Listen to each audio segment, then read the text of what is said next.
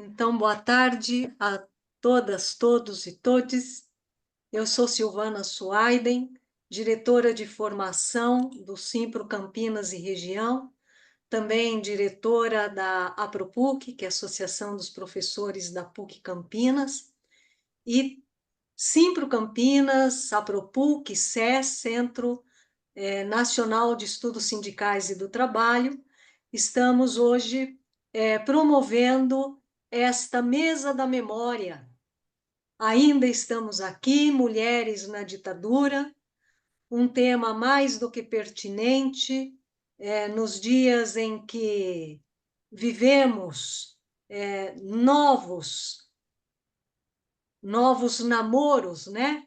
A ditadura, vivemos a contradição da nossa sociedade, que ainda hoje sofre os resultados, né? Sofre as consequências de 21 anos de ditadura, e muito dessas relações, consequências e horrores da ditadura ainda seguem penalizando o povo brasileiro. E no dia de hoje nós queremos destacar a resiliência, a resistência, a força, a presença das mulheres que enfrentaram e que enfrentam até hoje a ditadura. Estamos aqui, ainda estamos aqui, mulheres e homens, para que, a partir desta memória, esses horrores não retornem, esses horrores não voltem a acontecer. Então, sejam todos e todas bem-vindos.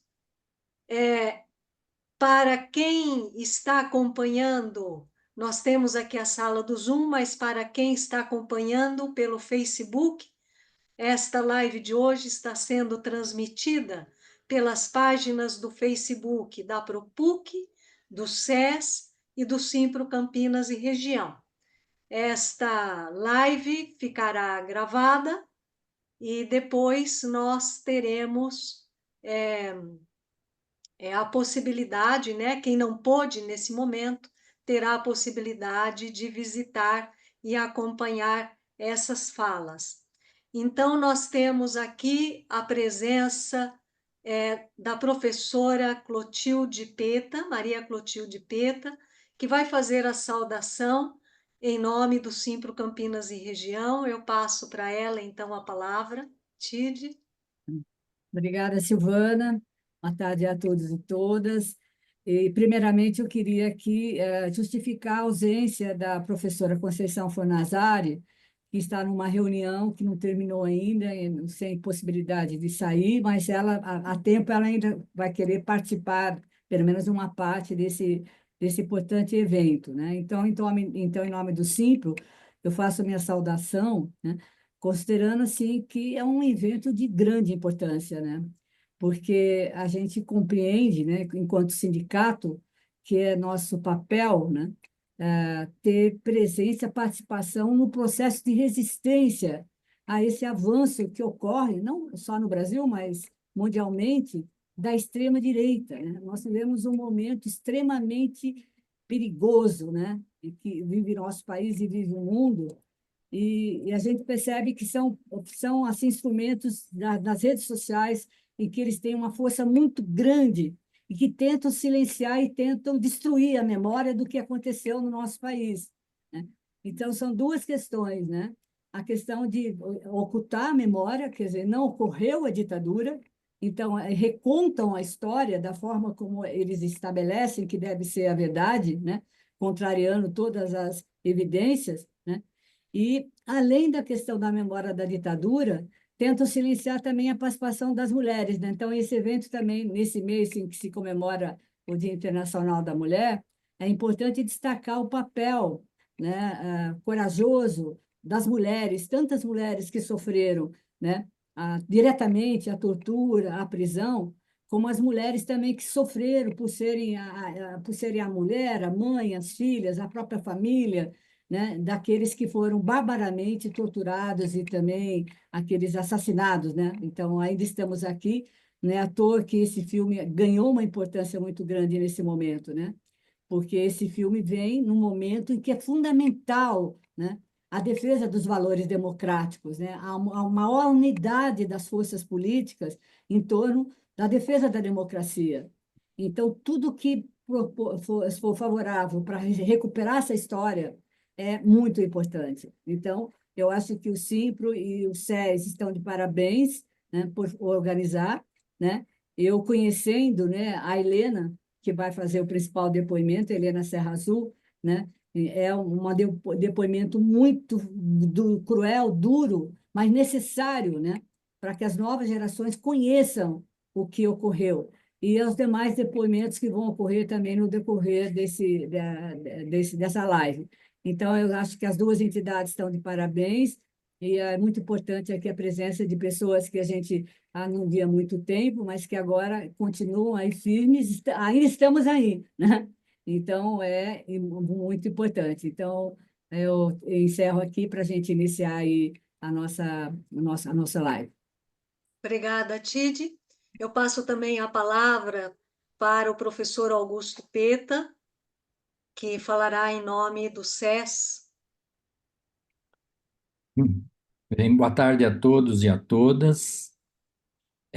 Nós estamos aqui do SES, né? A Gilda, a, a Adriana e a Priscila, né? E a Inalba. E a Inalba, que está aqui. A Gilda, a Inalba, a Adriana e a Priscila. E queria justificar a ausência da Lili, que é a coordenadora geral do SES. Ela está trabalhando, não tem condições de participar hoje aqui, né? Agradecer ao Simpro e à Propuc por manter esse convênio com o SES, né, que torna importante, são várias palestras, cursos que são realizados, planejamentos, nesse convênio do SES com o Simpro e com a Propuc. Agradecer a Helena, que prontamente, a Helena Serra Azul e também a Estela e a Helena de Freitas, que farão depoimentos, mas a Helena Serra Azul prontamente atendeu, né? Ela demonstra assim que ela gosta desse tipo de reunião, de discussão, né, para que os fatos da ditadura sejam relembrados, né, e para que a gente possa influenciar, sobretudo, a juventude, que muitas vezes não sabe aquilo que ocorreu no Brasil naquela época. Então, o SES tem dado força. Nós tivemos aí várias aulas com o Arnaldo, que está aqui presente no ano passado, assistindo filmes sobre a ditadura e depois discutindo esses filmes, alguns de vocês estiveram presentes. Então, a alegria de ter presença de todos. Nós temos aqui a Maria José Botino Roma, que é de Jaboticabal. Nós acabamos de ter um encontro do pessoal que participou do movimento estudantil, e a Maria José está aqui presente para participar aqui deste evento. Muito obrigado a todos e a todas. Obrigada, Augusto. E é claro que para nós também é uma parceria importantíssima essa com o SES, né? E eu já falo aqui também, saúdo a todas as pessoas que estão nos acompanhando aqui pelo Zoom, também pelo Facebook, das três entidades.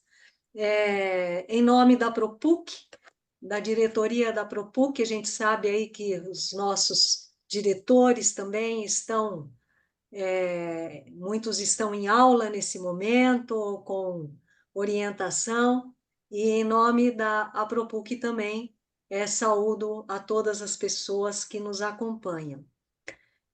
De início, nós faremos então a exibição de um vídeo muito breve, tem apenas 11 minutos.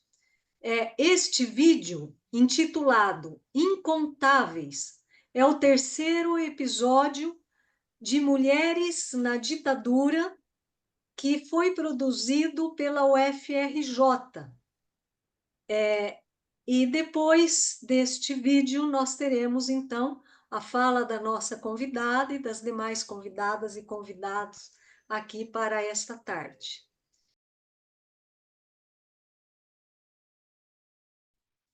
Assim como este vídeo que acabamos de ver, a tarde de hoje, ela traz, na fala da Helena Serrazul, que eu já vou apresentar, e das mulheres que aqui estão, que também farão seu depoimento, traz a voz, torna ainda mais presente, insiste na presença de tantas mulheres que sofreram os horrores da ditadura em seus corpos, nos corpos de seus familiares, de amigos, e que fazem da memória destes eventos, um caminho fundamental para a resistência, um caminho fundamental para que a sociedade entenda que é realmente um absurdo, né, desejar que situações assim retornem. Então, aqui estão também Eunice Paiva, Elizabeth Teixeira, tantas mulheres indígenas, trabalhadoras do campo, tantas mulheres, professoras, estudantes, profissionais, donas de casa, tantas mulheres de diversas classes sociais que estão aqui hoje no Brasil e no mundo dizendo ditadura nunca mais, dizendo ainda estamos aqui para não deixar que isso aconteça. Então eu vou apresentar a nossa convidada de hoje e depois, por favor, Helena, você nos ajuda aí se for preciso corrigir algo, completar. Tem um currículo extenso, nós optamos por não seguir o Lattes, mas sim as informações principais da tua história de vida, mas você pode completá-las na sequência. Helena é professora titular do Departamento de Fisiologia e Farmacologia da Universidade Federal do Ceará e uma das autoras do livro Tempos de Nunca Mais, onde relata as violações de direitos humanos sofridas durante o regime militar brasileiro, incluindo sua gestação e parto dentro do cárcere. Helena lutou contra a ditadura militar, sendo ex-presa e perseguida política. Participou do CBA e da APROPUC quando morava em Campinas. Foi presidente da ADUFC, Associação de Docentes da Universidade Federal do Ceará, é assim que se pronuncia? A DUFC. E participou da Comissão da Verdade das Universidades Públicas do Estado do Ceará. Atualmente participa da Comissão de Anistia Wanda Sidhu, no Ceará. Se você quiser, seja bem-vinda. Então, Helena, é um prazer para nós poder contar com a tua fala, o teu depoimento, dar mais um espaço para a presença da tua história na história do povo brasileiro. A palavra é com você. Gente, boa tarde. Você quer que eu te avise uns minutinhos antes? Eu quero saber quantos minutos eu tenho para eu Uns 40 minutos? E já é suficiente, é bastante. Tá. Aí se me avisa um pouco antes, né, para eu poder... Uns 10 minutos antes eu te aviso. Melhor, Então, gente, olha, boa tarde a todas, a todos, né? E assim, é um maior prazer, um pouco, quando o Peta ligou, eu digo, Vala, porque essa história de Campinas faz parte da minha história, né? E dentro daquele período difícil, foi muito importante para as nossas vidas, né? Quando a gente foi para Campinas por falta de condições de viver aqui em Fortaleza, no Ceará, né? Então, assim, eu acho assim importante. Eu, de fato, viu, Pedro, eu nunca me nego a fazer participar de nada. O pessoal já sabe aqui como é que é. A gente combina horário e tudo, porque eu acho que a gente tem a obrigação de fazer isso. Eu acho que é um compromisso da nossa geração de estar denunciando, de estar falando sobre a questão da memória, da verdade e da justiça, né? Então, eu acho que eu me considero hoje sobrevivente de todo esse período, do ponto de vista da luta, da vida, né? Até porque teve aqueles que morreram assassinados pela ditadura e aqueles que hoje não estão mais aqui também para contar a história. Então, eu acho que nós temos essa obrigação e hoje nós somos os sobreviventes dessa época. E cabe a gente estar contando essa história para que a juventude possa continuar, né, nessa luta por liberdade, por democracia e por uma sociedade mais humana e mais justa, né? Por um projeto inclusivo, né? Então, eu acho isso muito importante, né? Então, eu posso começar um pouco contando um pouco assim a história, porque eu acho que esse filme, Ainda Estou Aqui, ele colocou essa discussão hoje, né? Eu acho muito importante, porque isso está colocado, né? A gente vê as tentativas que aconteceram recentemente no nosso país de tentativa de golpe, né? E aí a gente vê como tudo, né? Ainda a gente tem que continuar essa luta, a luta por liberdade, por democracia, por uma sociedade mais justa, né? E aí eu acho assim, com esse processo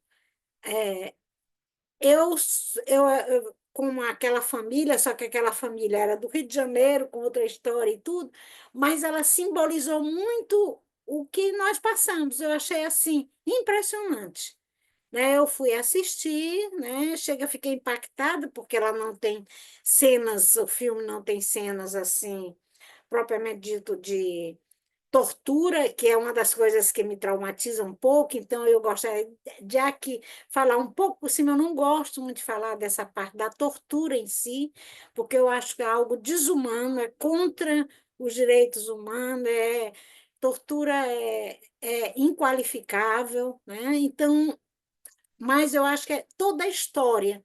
E como foi colocado recentemente, que eu vi, essa questão que ficou aqui no Brasil dizendo como se a ditadura, inclusive aquela história, é a dita branda. A gente não pode permitir isso. Porque o que aconteceu no Brasil é que não foi a fundo toda a discussão e a anistia, né, e todo o processo. A anistia não foi a anistia pela qual a gente lutava. Recentemente, eu vi, revendo as histórias, uma reunião aí do CBA de janeiro a fevereiro de 1980, quando a gente estava aí. E nessa reunião, eu estava presente na reunião do CBA, tá, em Campinas, e a gente estava discutindo, inclusive, a questão da lei da anistia, que essa lei da anistia não era a lei da anistia pela qual a gente tinha lutado. Só que a correlação de forças, né, dada naquele momento era o que foi possível dentro de uma ditadura, né? Mas, por exemplo, você não pode admitir uma lei de anistia que abrange torturador, né? Quer dizer, isso não é uma questão de revanche, é uma questão de justiça, né? E se a gente não faz justiça, isso se torna comum na sociedade. Como é bem colocado, vocês mesmos já colocaram aqui na introdução, que a gente viu, né? Quer dizer, naquele episódio tristíssimo do impeachment da Dilma, né? Quer dizer, um parlamentar se levanta e faz uma homenagem, né, à tortura, a torturador. Quer dizer, isso é um absurdo, isso tinha que ser punido na hora. Então, acho que é essas coisas que a gente não pode permitir. Então, assim, eu acho que a nossa história é um pouco para mostrar que o que aconteceu foi algo inadmissível e que é inadmissível hoje também, né? Então, eu era oriunda, né? Participava muito de movimento de igreja, né? Inclusive, me liguei muito ao setor, comecei a participar ainda na AGEC, num colégio foi no primeiro científico, num colégio, porque eu saí do colégio de freira, que eu estudava, e fui para esse colégio porque eu queria fazer medicina, desde pequena que eu queria fazer medicina. E o colégio não preparava, então a gente já vê a questão da mulher desde aí. Eu lembro que, inclusive, na época, as freiras diziam, não, mas não precisa sair para fazer medicina. Só que não fui só eu, foi um grupo mais ou menos da minha turma, umas 5 mulheres que resolveram. E a gente não tinha condição de ficar no colégio, porque a gente não tinha nem as matérias para fazer um vestibular para medicina. Aí eu fui para esse colégio. Lá eu fiz o primeiro científico, o segundo científico, comecei a participar do Grêmio. E aí eu entrei na JEC nessa época, né? Só que assim, a consciência que a gente tinha era aquela consciência contra a ditadura, por mais liberdade, contra o acordo McUsaid. No terceiro científico, eu fui para um terceiro científico que também era cursinho, e que foi organizado por um pessoal, professores da Universidade Federal do Ceará, que tinham sido expulsos, que é a geração um pouco mais antiga do que a nossa, é a geração de 64. Esses aí eram professores, médicos famosos, professores de química conhecida, de física, que foram expulsos da universidade. E aí, esses professores, a gente começou a ter esse contato mais de saber o que estava acontecendo nesse terceiro científico. Então, é muito importante, como a gente está aqui no meio tudo de professores do SIMP, da ProPuc, é muito importante essa questão da docência, né? Então, a gente, naquela época, tinha 17, 18 anos, né, no terceiro científico, e tivemos contato com esses professores muito bons que montaram essa turma. Era uma das primeiras turmas especiais para medicina, e eles tinham sido expulsos da universidade. Alguns deles já tinham sido presos, alguns foram exilados, depois, posteriormente, porque isso aí eu fiz em 66, 1966. Posteriormente, continuaram sendo perseguidos, e em 67 eu entro na universidade. E desde os 15 anos que eu namorava com o Chico, que foi o meu companheiro de vida toda, né?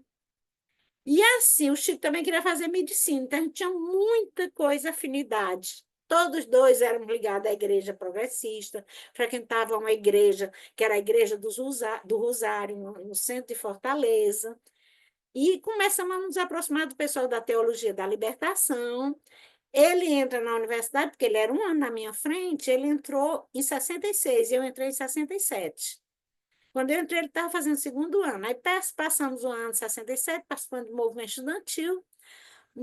A gente começou a ter muita atividade no movimento estudantil, é tanto que todas as outras forças, depois que a gente entrou, a gente se ligou ao pessoal de ação popular, e o pessoal, como a gente gostava muito de ir para a rua, né? E até hoje eu acho que a gente tem que ter esse contato mesmo, né? Com a rua, eles começaram a chamar, dizer que era o Chico Passeata, que tudo a gente propunha uma passeata, e a Helena Concentração. Aí o pessoal brincava, dizia que eu concentrava para o Chico sair para a gente sair na passeata. Aí ficou, a turma toda conhecia até hoje, tem gente que conhece a gente.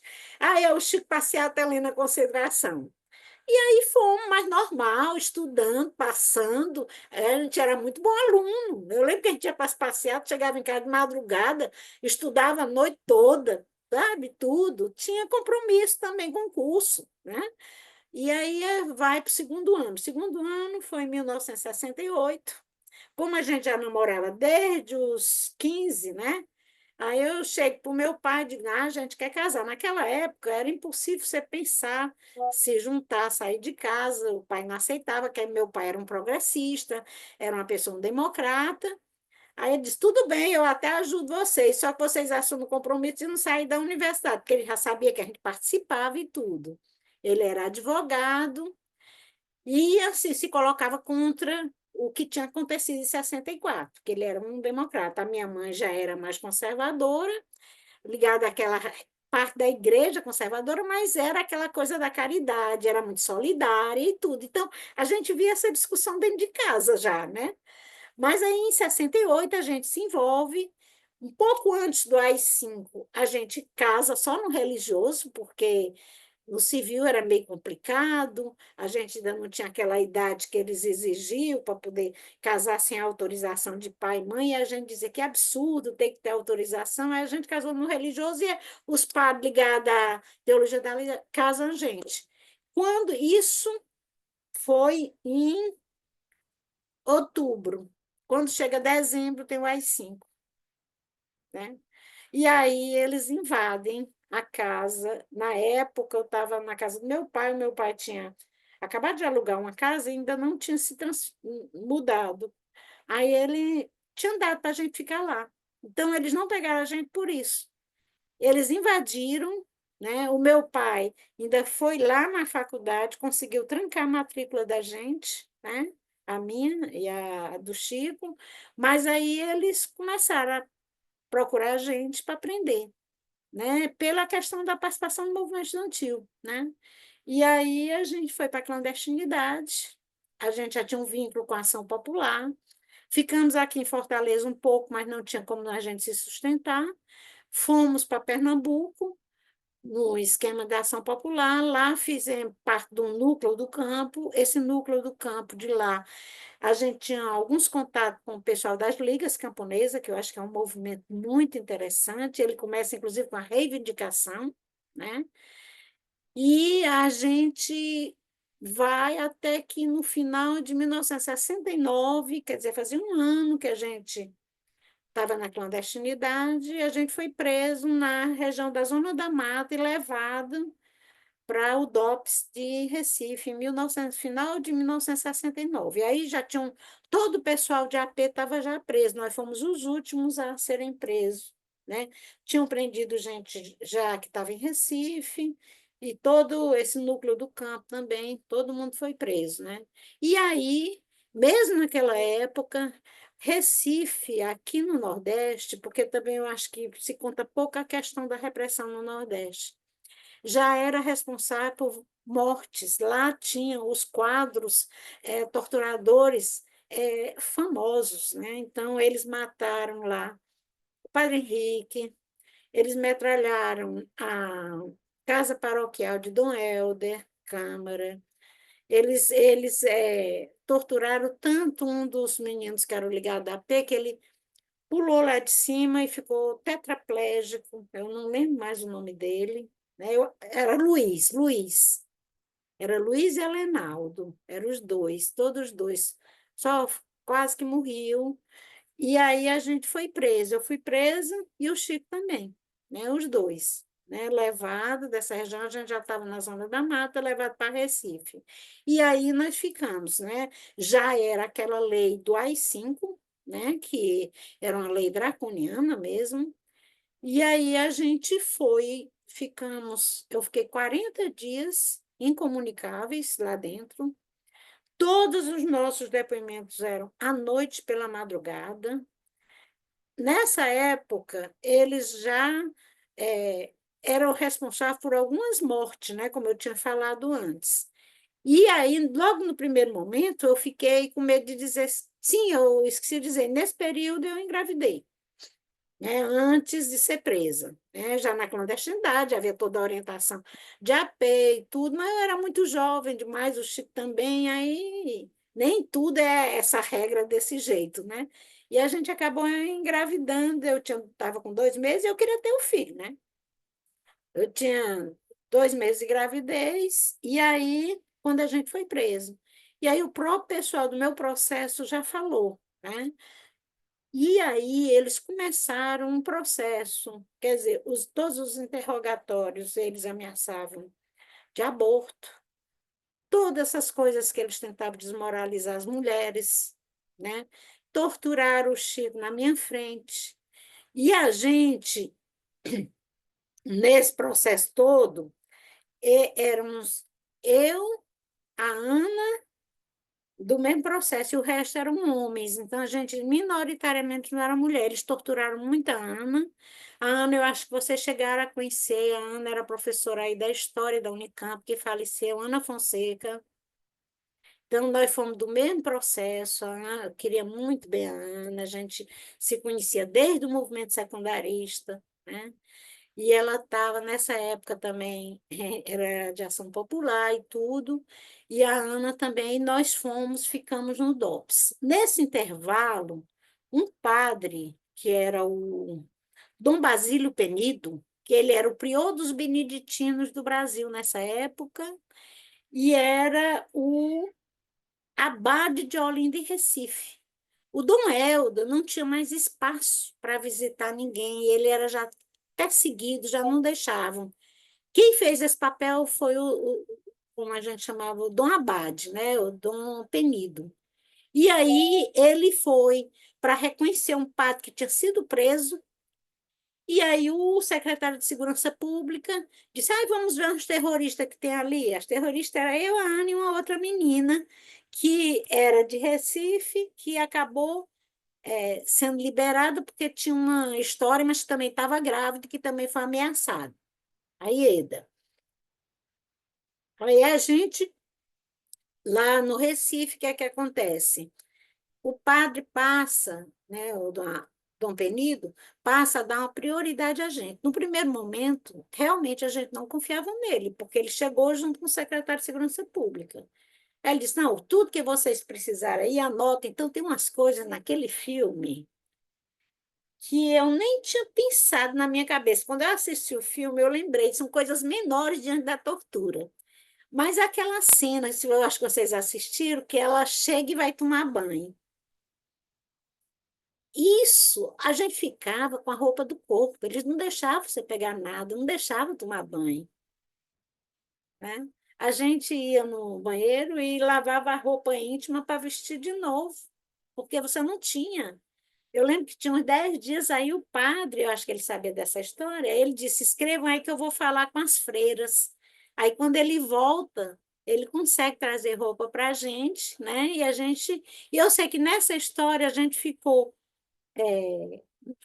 isolado, né? Na clandestinidade aí, não era mais a clandestinidade, mas era de forma totalmente legal, né? Isolado da família, de todo mundo, 40 dias eu fiquei. Aí o padre começou a pressionar. Por quê? Eu comecei a ficar com problema de saúde, e a Ana também, sabe? Então, eles começaram a ameaçar de levar, de soltar a gente no avião no mar, sabe? Torturar o Chico na minha frente. Eu até denuncio isso naquele livro, No Brasil Nunca Mais, né? Naquela parte que tem mulheres grávidas e tal, tem um depoimento ali, né? E aí, nessa época tinha acabado de chegar em Campinas, quando saiu o Brasil Nunca Mais. Eu lembro muito dessa história. E aí a gente, por conta dessa pressão, né, do Dom Temido, a gente consegue ser transferido para o Bom Pastor. E aí, no Bom Pastor, a gente vai para lá, chegamos nós duas primeiro. E aí, para surpresa da gente, a guarda interna era feita pelas freiras. E a diretora tinha uma compreensão do que era uma presa política, que era a pessoa que pensava de forma diferente. E aí ela deu um certo amparo, logo nós chegamos a mim e a Ana, mas havia a guarda externa, né, que era feita por órgão de repressão e tudo, né? Só que aí a parte da igreja jogou um papel, essa igreja progressista, muito importante, salvar muita gente, viu? Pelo menos a nossa experiência foi essa, né?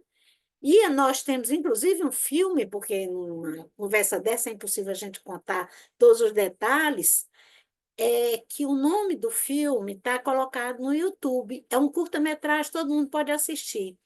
Vou contar para os meus filhos.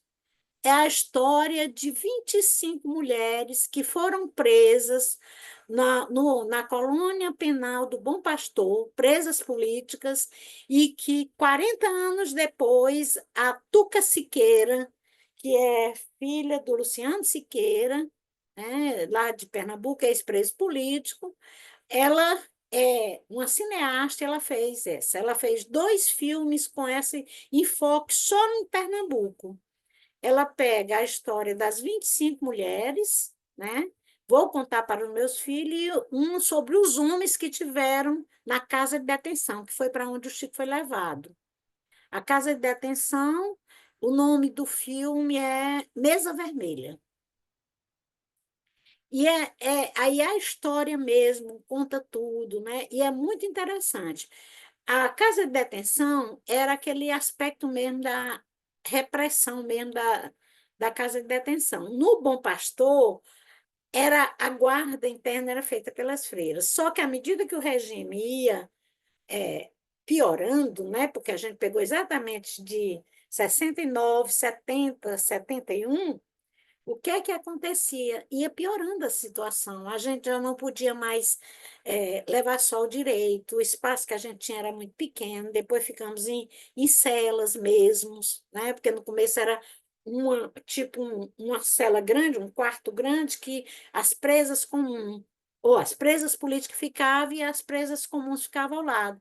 E foi uma experiência enorme que a gente teve, porque aí nós ficamos lá, quando veio nossa condenação, em Pernambuco, nós pegamos 5 anos. Fomos condenados a 5 anos. Fomos enquadrados em 2 artigos.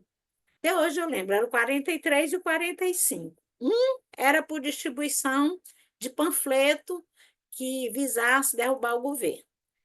E o outro era por participar de organização contra o governo, que também com o objetivo, né, de ser contra a ditadura. Aí eu peguei, a gente pegava, isso foi o nosso grupo todinho, 3 anos e mais 2, 5. Aí o Dom Penido, mais uma vez, que a nossa família não tinha mais condição, porque a gente já tinha pago o advogado em Recife. Aí não tinha mais condição nem para recorrer. Aí o Dom Penido pegou o nosso processo, foi para o Rio de Janeiro, e lá entrou em contato com o escritório de Sobral Pinto, que era muito religioso e tudo, e ele indicou um grupo para defender a gente lá. O grupo ligado a ele nunca cobrou um tostão nem das custas do processo, fez uma carta belíssima que nós perdemos com essa história da ditadura, dizendo que sempre estaria ao lado dos oprimidos e da juventude. Linda, linda carta.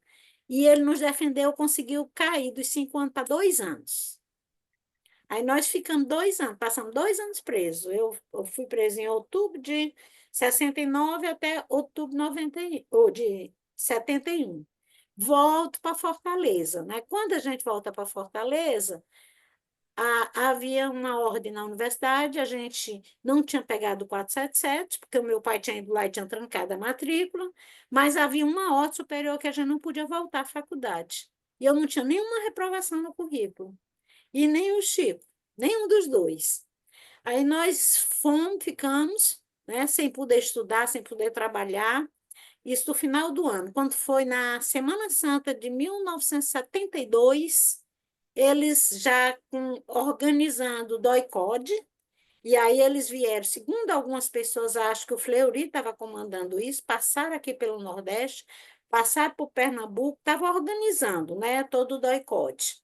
E aí eles passam a invadir todas as casas e prender as pessoas que já tinham algum histórico anterior de resistência à ditadura. E aí eles invadem a casa da minha sogra. E aí você vê que foi todo um processo. A minha sogra até então, ela e o marido eram pessoas do povo, ele era um comerciário, achava que nós éramos 2 loucos de ter se metido isso, como é que 2 estudantes de medicina iam fazer isso. Só que eles invadem a casa, puxam arma dentro de casa. O meu filho, que tinha nascido comigo, ficou comigo até 8 meses. Só que não dava mais para ele ser mantido lá, porque ele começou a ter problema de saúde. Teve problema. Aí era a mãe da Nancy Mangabeira que ia buscar, a mãe da Tereza Vilaça, a mãe das presas que estavam lá em Pernambuco, porque a nossa família não tinha condição de pegar um ônibus ou um avião para poder ficar direto com a gente, né, naquela época. E aí, com isso, ele vai para a família. Ele estava na casa da minha sogra quando eu fui solta e fui para lá. Eles invadem a casa e fazem uma verdadeira aquelas operações horrorosas, tudo com metralhadora, botam capuz, saem arrastando a gente, ele vê tudo, assiste, puxa uma arma para a mãe do Chico, ele estava no braço dela, ele fica apavorado, ficou extremamente traumatizado, teve que fazer durante muitos anos acompanhamento e tudo, sabe? Assim, com psicólogo infantil, com tudo. E aí, o que é que aconteceu com isso tudo? A gente foi levado aí para uma unidade do Exército, por 23 BC. Lá, a gente é levado lá e eles fazem lá um centro de tortura. Aí lá foi um massacre. E aí já foi a segunda aqui em Fortaleza, né? E aí foi um verdadeiro massacre. Eles prenderam a gente, não tinham, mesmo dentro daquela lei draconiana, eles não tinham nada. E aí, depois de aproximadamente 3 semanas, eu não sei precisar exatamente mais o tempo, eles soltam a gente no meio da rua. Só que, antes de soltar a gente, quando eles prendem a gente, o meu pai era advogado. Aí eles vão, na casa do meu sogro, eles foram pior, porque eles invadiram casa, não respeitaram ninguém. O papai era advogado, então eles invadiram, mas foi um pouco mais, foram até o birô dele e tal. E disseram para o meu pai o seguinte, que a minha outra irmã, que era secundarista, que era 5 anos mais nova do que eu tinha 22 anos, para 23. Ela era 5 anos mais nova do que eu. Então, ela só tinha algumas acusações, 4 anos e a outra 5 anos. Ela tinha algumas acusações de movimento secundarista. Aí disseram, não, a sua filha está presa e a gente só solta quando a outra for lá prestar um depoimento. O meu pai achou, não sabia que era DOI-CODE, achou que não teria problema, era só um depoimento. Aí foram os dois, e é porque meu pai era uma pessoa progressista. Eles retiveram meu pai, ficaram, e o meu pai foi na 10ª região militar. Então, a gente vê aí o comprometimento, né, dos militares. Ele foi lá, porque ele achava que militar não ia fazer isso. E aí eles somem com a minha irmã, levam lá para onde a gente estava no 23BC. Aí ela só faltou morrer também. Só faltaram matar. Sabe? Choque, sabe? Alicate no seio, por aí vai. Sabe? Uma coisa assim desesperadora.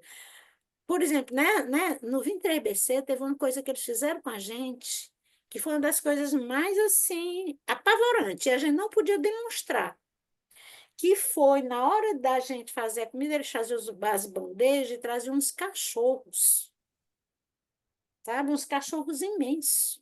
E ficava com baioneta calada, assim, sabe? Em cima da gente, ninguém conseguia provar nada de comida, era impossível, né? E aí eu fiquei nesse esquema mais ou menos umas 3 semanas aproximadamente, eles soltaram a gente no meio da rua, e daí a minha irmã ainda ficou mais uns dias, porque ela não tinha nem condição de sair. Ela deve ter ficado aproximadamente um mês. Também soltaram ela no meio da rua. Isso aí não existiu legalmente, a gente só foi ter acesso a isso depois de promulgada a Constituição, aquela história do habeas data, que a gente teve acesso, o que constava contra a gente na ABIN.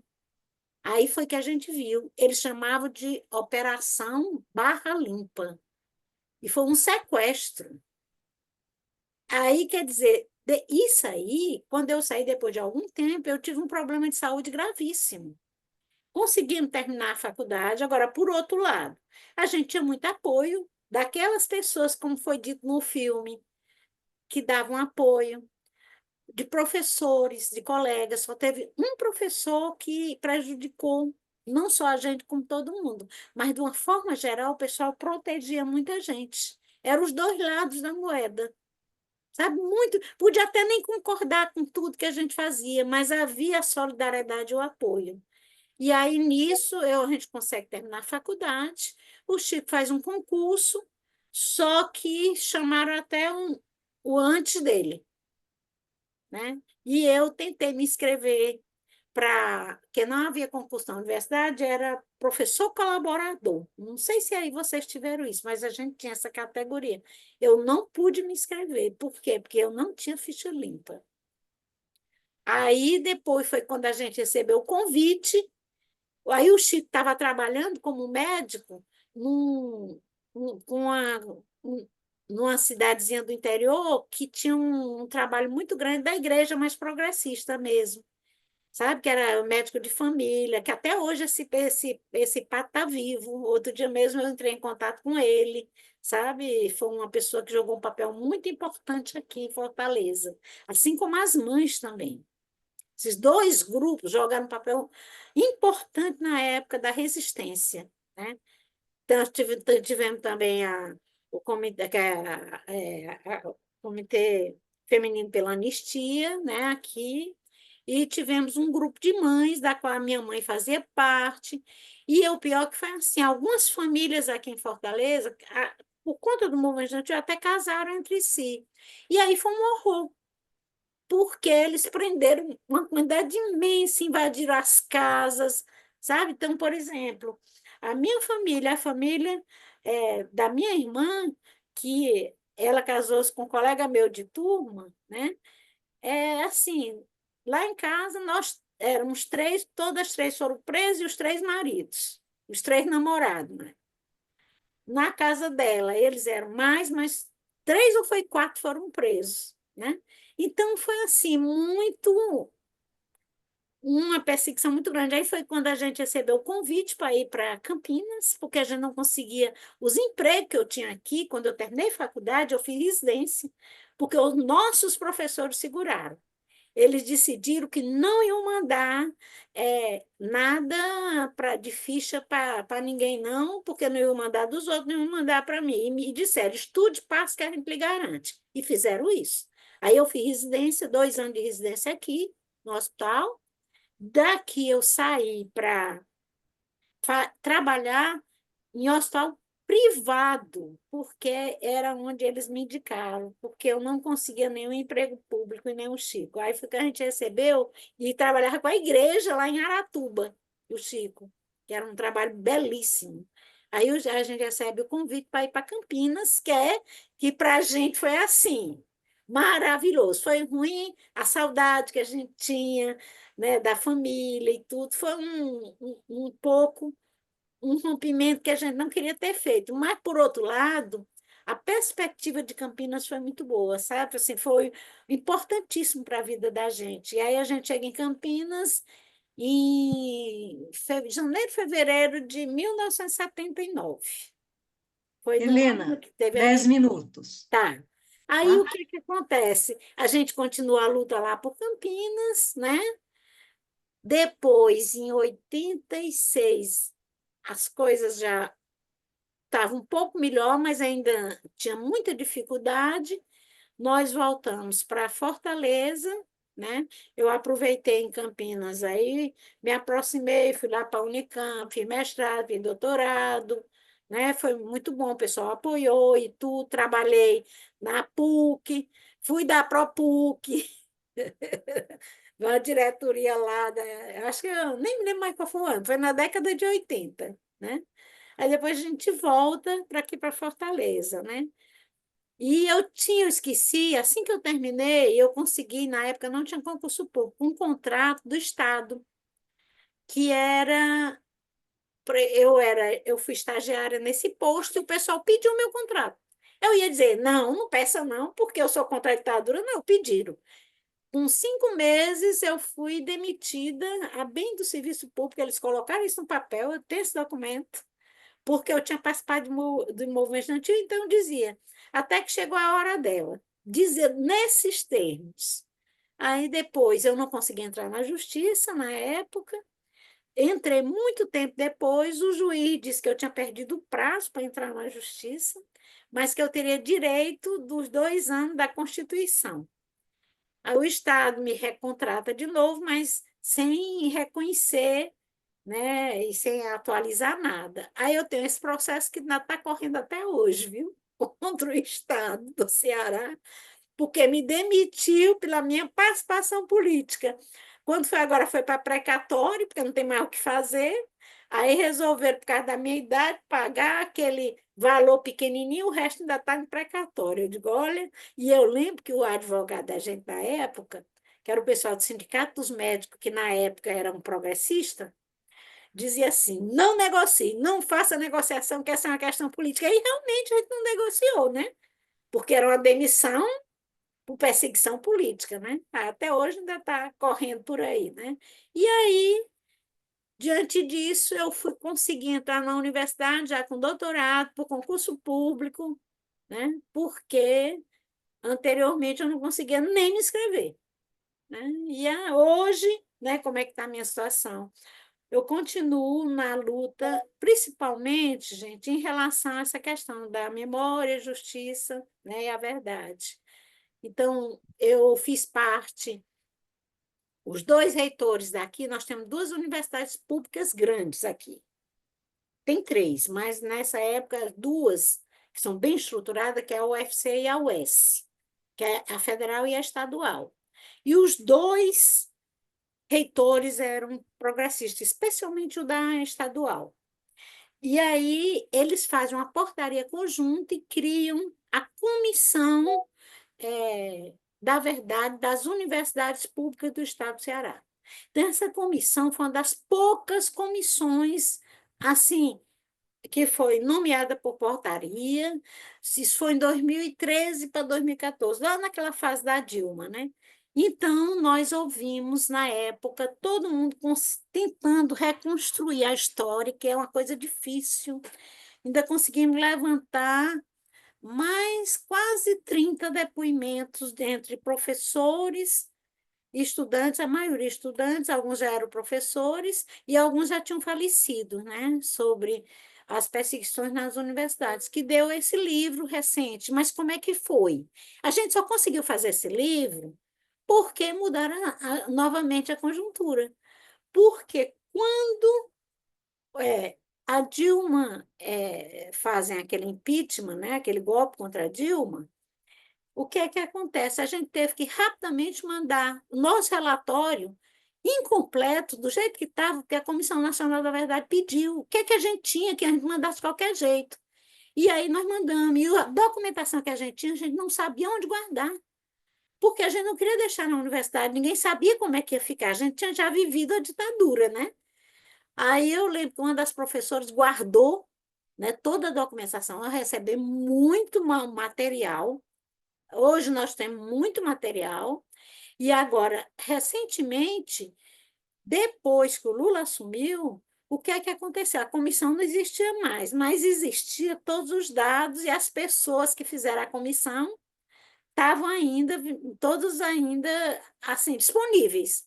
E aí o reitor, né, mandou nos chamar e perguntar se a gente topava recomeçar esse trabalho. Aí nós pegamos todo o material que a gente tinha, né, que foi exatamente, são 3 professores da UES, 3 professores da estadual, e retomamos e fizemos toda essa trajetória, né? E aí a gente acabou, ano passado, foram os 70 anos de criação da UFC, com um reitor progressista, aí foi uma diferença enorme. E com o Lula, né? Então, aí a gente teve espaço para fazer. E aí a universidade publicou o livro, né? A UES estava juntamente com a gente, né? E a gente conseguiu, nesse livro, tem um depoimento, eu acho que são quase 28 pessoas, mas olha, qual é a urgência? A gente não pode deixar essa história sem ser divulgada, porque, olha, em 10 anos, muita gente faleceu do pessoal que tinha feito as entrevistas para a gente. Muita gente. Por exemplo, a gente estava revendo. Por exemplo, eu tenho um grupo do pessoal que teve junto no Bom Pastor, ex-presa política, né? Esse grupo nosso, inicialmente, tinha 25, mas nem todo mundo topou ficar no grupo. Mas a gente tinha um número maior. Hoje, nós só somos 9. Algumas não quiseram entrar, a gente sempre respeitou isso. Cada um tem seu trauma, suas coisas. Mas, assim, muita gente faleceu. Faleceu a Ana, faleceu a Lília Guedes, faleceu a Sônia, desse grupo da gente das Boas Pastorinhas, e do, que a gente chama Boas Pastorinhas, do pessoal do Bom Pastor. E esse grupo da universidade, vários já tinham falecido também. Então, a gente publicou ano passado, foi interessante. Teve um espaço criado em nome do Bergson Gujão, que foi um estudante da UFC, que foi assassinado na guerrilha do Araguaia. Então, tem um espaço hoje criado dentro da UFC, com a exposição permanente do movimento estudante através dos anos, que é o espaço Bergson Gujão. Então, assim, houve um avanço muito grande, houve também umas manifestações, homenagem a todo mundo que participou, se levantou mais ou menos umas 100 pessoas que foram perseguidas pela ditadura dentro da UFC. Eu sei que tem várias universidades fazendo isso, e eu acho que tem que fazer mesmo. E era isso, gente. É assim, rapidamente, que já tomou foi tempo demais. Não, tá ótimo. A gente poderia passar aqui o dia inteiro te escutando, viu, Helena? Não, mas E assim, o quanto de vida você traz, né? Depois você dá uma passada aqui no chat, tem muita manifestação de carinho, de admiração a você, ao Chico, né? E acho isso assim fantástico, né? O quanto essas vidas elas se unem às nossas vidas, né? Até a de pessoas que não viveram diretamente como vocês, né? Mas que estando em outro lado, é importante a gente saber que estamos aqui do lado certo da história, né? Porque se aqueles que foram os algozes na ditadura tivessem do lado certo, eles não tentariam esconder, é, eles não tentariam ocultar e negar que todas essas coisas aconteceram, né? Eles sabem que não está certo, né? E então aqui muita admiração, é impressionante a sua estrutura inteirona, apesar de tudo que sofreu, né? E, e você terá outros momentos aqui, se você quiser, aí se quiserem fazer perguntas também. não, Então, olha, agora, eu sempre estou à disposição. Uma coisa que a gente tem feito aqui, eu tenho um contato muito grande com o pessoal ligado à Secretaria de Direitos Humanos, que é uma olha, sobrinha do Frei Tito. E a gente uhum, tem ido muito a colégios com o pessoal de ensino médio para discutir essa questão, olha, sabe? importante. Importante, inclusive, nesse contexto onde, a partir do governo passado, se tem tentado a militarização das escolas. É, Né? E tanta família aí aplaudindo, achando, quer dizer, é, é outra forma de dominação dos pobres, né? é, Dominação da população pobre, porque isso nas escolas de ricos eles não permitem, é né? verdade. Então, muito obrigada, excelente aí tua fala, né? Cheia de vida, de história, é a tua história que está contando a história também de muita gente. Então, agora, nesse terceiro momento aqui da nossa tarde, nós chamamos as pessoas que estão aqui presentes nessa sala, que queiram estar fazendo algum depoimento, trazendo outras memórias, né? E aqui algumas, inclusive, foram convidadas e nós deixamos aí 5 minutos para cada pessoa que quiser, mas também pode haver intervenção tua, viu, Helena? E também é uma mesa de memória, né? Um bate-papo, sintam-se também, não é uma camisa de força, né? Mas que a gente vai procurar aí se manter dentro dos 5 minutos cada uma para que todas as pessoas que queiram possam estar falando. Então, quem gostaria aí de puxar o Tá. carro nesse Silvana, momento? antes de eu, o Arnaldo está falando. Arnaldo, Eu e o Augusto somos os dois únicos homens aqui nessa reunião, né? Parece que só. Ah, e tem também o Cláudio, né? O Carlos. Mas eu queria cumprimentar a Helena. Eu já tinha lido o seu depoimento no livro Brasil Nunca Mais, né? Que é impressionante. E fico também agora emocionado ao ouvi-la, né? Eu já estive com você e com o Chico lá em Fortaleza, né? Inclusive fiquei lá na casa de praia que vocês têm, não sei se tem ainda. Não temos mais, mas temos um apartamento hoje. É. O que eu gostaria também de dar uma explicação, por que que a Helena e o Chico vieram para Campinas? Eu me lembro muito desse momento, porque o Chico veio a convite do Sebastião de Moraes, que era secretário de Saúde, que estava fazendo uma revolução no campo da saúde, de centro de saúde em Campinas, e ficou sabendo da experiência do Chico em Aratuba, não é isso? E aí o Chico veio, e eu acompanhei e participei de todas os debates que foram feitos com o Chico, porque a minha esposa fazia parte da Secretaria de Saúde, participava ela trabalhava numa unidade. E foi tão importante, tão revolucionário e tão interessante a chegada do Chico, inclusive pelo modo dele expor a experiência dele, que logo em seguida o Sebastião de Moraes convidou vocês para vir para Campinas, né? Acho que foi isso, né? Por que que você veio para Campinas, né? Isso foi um primeiro momento, o convite ao Chico, num congresso que houve, num encontro que houve de saúde em Campinas, eh, ele provocou uma discussão muito grande devido à experiência dele em Aratuba, e aí vocês vieram para Campinas, né? Foi isso mesmo. Foi a convite de Sebastião de Moraes, aí Uhum, que conheceu o Chico, chamou, e para a gente, naquele momento, foi assim, maravilhoso. Tudo, né? uhum. Profissional, politicamente, tudo, né? Silvana, Tide, oi. É o seguinte, a Helena de Freitas, assim, não teve condições de continuar, né? Então, ah, pedi para justificar a ausência dela, porque estaria a fala primeiro agora da Estela Bettini Sigristi Bettini, e depois de Helena de Freitas, né? Mas aham, então a gente poderia passar para a fala da Estela, depois abrir para outros depoimentos. sim, sim, a Estela Sigrist. Então, Isso. Vocês estão me ouvindo? Estela, tá aí, tá aí. Estamos, sim. Ah, tá certo.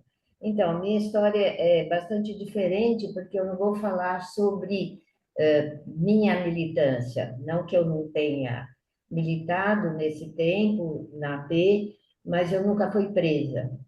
É sobre o meu irmão. Meu irmão é o Tarcísio José Maltas Christi, que foi professor de geografia aqui em Campinas, por ensino fundamental, tanto da escola privada quanto pública, e foi professor da PUC também.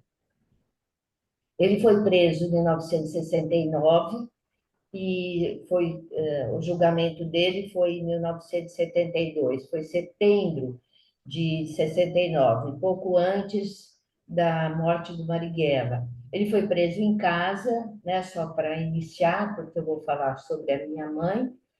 Ele foi preso em casa quando saía para trabalhar. Ele trabalhava no Evolução, do Jonas Lemos, né? Eu sei como ele conheceu a família nessa época, e o Tarcísio tinha uma vida legal, apesar de estar ligado, ele tinha uma relação, era militante do PCB, depois foi para a ALN, então, possivelmente, ele estava preso porque eles queriam achar alguma ligação com o Marighella. Então, a questão era essa, né? Mas ele estava saindo, ele tinha uma vida legal, né? Ele não estava participando, porque o Tarcísio era um poeta, ele não era um guerreiro. E ele dizia sempre isso para o pessoal militante: eu não consigo, eu vou atrapalhar se eu entrar em qualquer luta armada. Então, ele tinha outras operações, outras formas de estar participando. E, e aí foi assim um baque muito forte, né?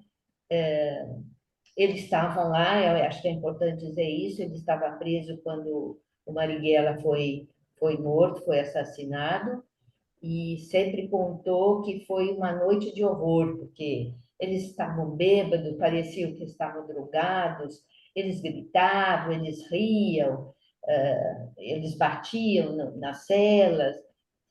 Aquele filme A Marighella não mostra esse horror daquele momento. Parecia que aquele delegado achava que tinha cumprido o seu papel. Não era assim, não foi assim, né? Foi muito diferente.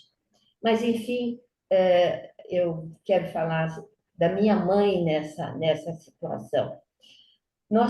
O Tarcísio sempre foi um espírito muito livre, de ler muito. Ele era conhecido, nós morávamos na Vila Industrial, aqui em Campinas, do lado de casa tinha um jardim, e ele participava, o apelido dele era Taçada, era muito comum os meninos dizerem, Taçada, qual a história de hoje? E ele sempre inventava uma história. Depois, conforme ele foi lendo, ele lia muito Schopenhauer, Nietzsche, até que encontrou Marx, enfim, Freud.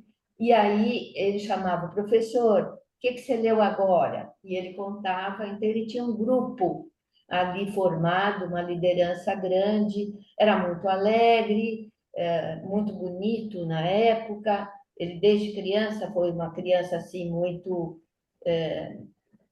de muita liderança, mas não queria estudar. E minha mãe, apesar de ser uma pessoa que tinha feito até terceira série, apenas numa escola de capela, né, da Capelinha, ela dizia: não sai da escola enquanto não tiver o diploma.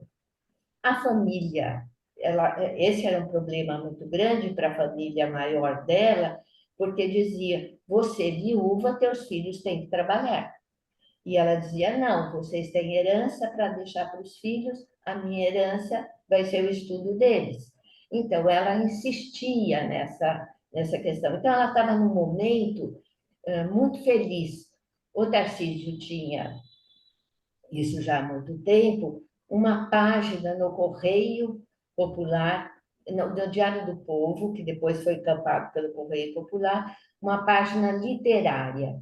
E ela achava que aquilo não dava pão para ninguém, que era ótimo que ele escrevesse, mas ele tinha que arrumar uma profissão. E, de repente, depois que ele conseguiu terminar a oitava série, ela falou: agora, ela achava que ele já tinha tido um diploma, ele resolveu fazer curso normal e daí foi para filosofia.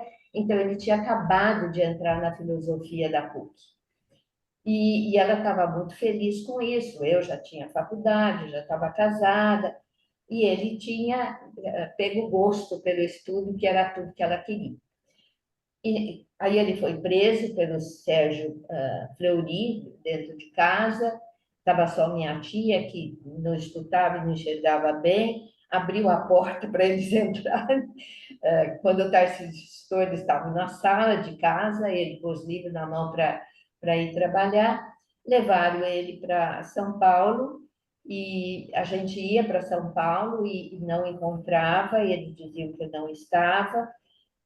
Eu arrumei advogado, e aí esse advogado dizia que a gente tinha que insistir. Então, todos os dias eu ia para São Paulo, no DOPS, entregava uma maçã, uma pera, uma camisa assim, é para ele. Não, ele não está, ele não está.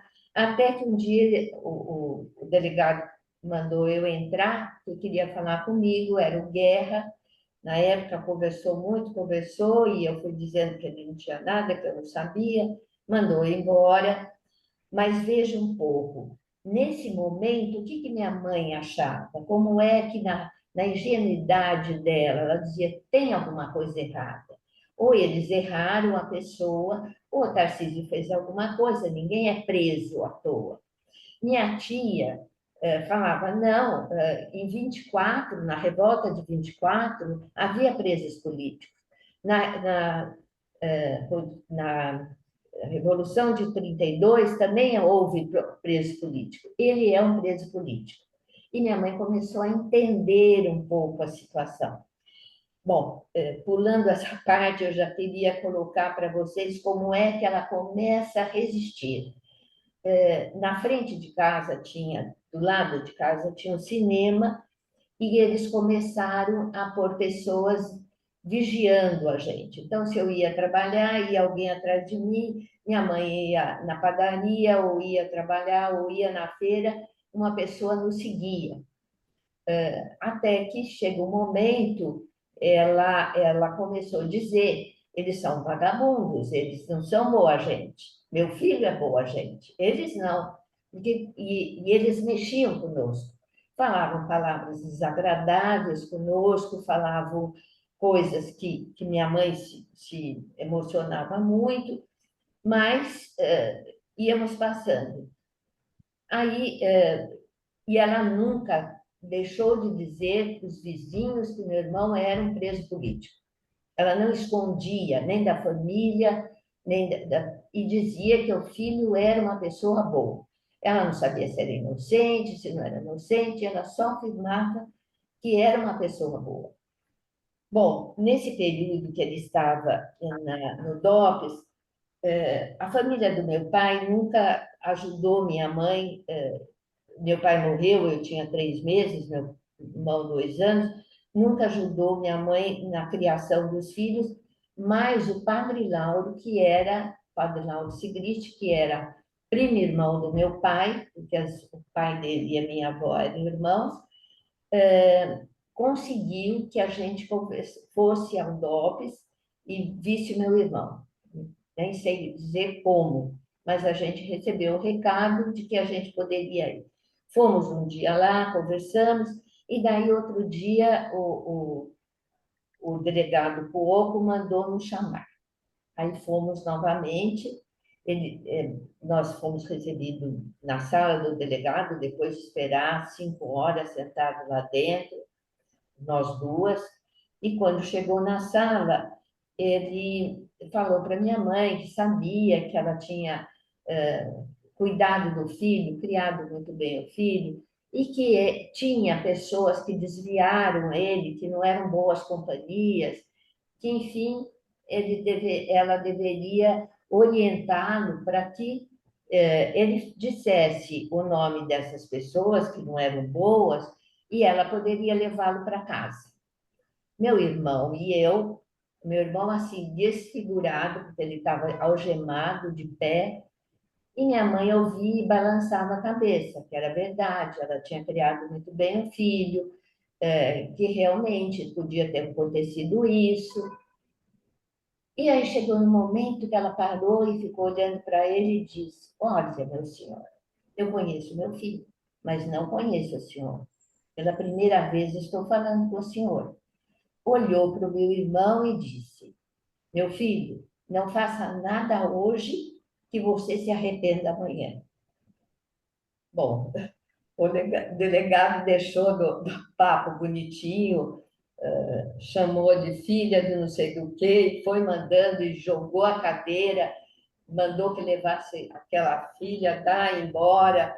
E meu irmão, nesse dia, disse que foi pela segunda vez barbaramente torturado. Isso era uma vingança, porque ele sabia, depois da força que minha mãe tinha dado a ele não ia falar nada. Era só para puni-lo, né? Bom, essa uma dos eventos. Eu tenho pouco tempo, eu tenho que resumir bastante. Eles eram, gente, assassinos, eles eram os verdadeiros bandidos. E a gente, na nossa vida pacata, às vezes a gente esquece que tem que denunciá-los e dizer o quanto eles foram bandidos, né? Nós não podemos calar o que hoje parece que está tudo bem, não é assim, porque esses bandidos no subterrâneo continuam trabalhando e quando a gente assustar, nós já perdemos tudo que tivemos conquistado. Não é porque nós estamos bem hoje que amanhã estaremos bem. Não é assim. Mas, enfim, um segundo ponto foi um dia, quando ele foi aí preso, né? Porque antes ele foi sequestrado. Quando ele foi preso, um dia nós fomos levar o mantimento, que a gente ia todos os sábados para São Paulo, no presídio Tiradentes, levando comida, alimento. E nós chegamos lá, soubemos que tinha tido um sequestro de madrugada, então ficamos na porta, não sabia se podia entrar, se não podia, mas ficamos esperando. Minha mãe tinha feito para ele, que ele tinha pedido, uma conserva de batatinhas com azeitona, com ervas, e era uma vasilha grande, pesada, mas que a gente levava roupa também para trazer roupa suja. Aí entramos na fila. Quando chegar, a gente entrava, tinha sempre dois funcionários do presídio que revistavam o que a gente levava. Então, a gente depositava ali e os funcionários faziam a revista. E aí, nesse dia, tinha os funcionários e um capitão. Então, a primeira pessoa que entregou, o capitão tinha um facão grande na mão, ele lancetou o que tinha e jogou no lixo. Aí foi outra, ele lancetou de novo e jogou no lixo e ia xingando. Pensa que eles vão receber isso? Vão nada, vocês são isso, vocês são aquilo. Eles estavam muito bravos. E minha mãe pôs a vasilha em cima, o funcionário pegou e ele levantou a faca para cortar e minha mãe gritou: pare, pare, se meu filho não receber o que eu fiz para ele, o seu filho passará fome na vida. Você me entendeu? O seu filho pagará por o que você fez agora. E todo mundo gritava: ai, vão prender, tira ela, fala para ela ficar quieta, minha senhora, tentavam puxá-la com medo, né? Porque todos ali estávamos com medo. Eu também estava com medo. Ela não. Ela fez o que tinha que fazer. O que aconteceu? Ele falou os palavrões, como ele sempre falava, jogou o facão, saiu e, a partir dali, todos entregaram e foi entregue para o pessoal. Quando ela entrou, aí alguém foi lá e disse: essa é nossa mãe Vietcong. Que bonito. E esse ficou o apelido dela no presídio de Tiradentes. Bom, outro episódio que mostra a resistência dela foi que ela foi um dia na feira e, como sempre, a pessoa ia, seguia até a feira, ia xingando, falando: seu filho é isso, seu filho é aquilo, a senhora também é. E ela, quieta, sempre, nunca falou nada, ela foi subindo. E daí, quando chegou num bar perto da nossa casa, que ela conhecia o pessoal, porque naquela época em bar só entrava homem, mas ela sabia que eram os vizinhos que estavam ali, ela parou, pôs a coisa e começou a gritar com a pessoa: o senhor é um vagabundo, meu filho é uma boa pessoa, o senhor não vem atrás de mim, por que o senhor está atrás de mim falando todos esses palavrões? E os homens saíram fora. Dona Laura, o que está acontecendo? Esse vagabundo pensa que ele me intimida, dizendo que meu filho está preso. Está preso, sim, mas ele é boa pessoa. Vocês são vagabundos. Você que não faz nada, fica atrás de mim o dia inteiro. E aí os homens cercaram ele e disseram: se aparecer aqui, vai apanhar. A gente conhece a Dona Laura desde que nasceu. E aí foi. Então, eu tenho pouco tempo, né, gente? Eu estou terminando. Então, foi uma mulher que passou da ingenuidade para uma resistência ativa, né?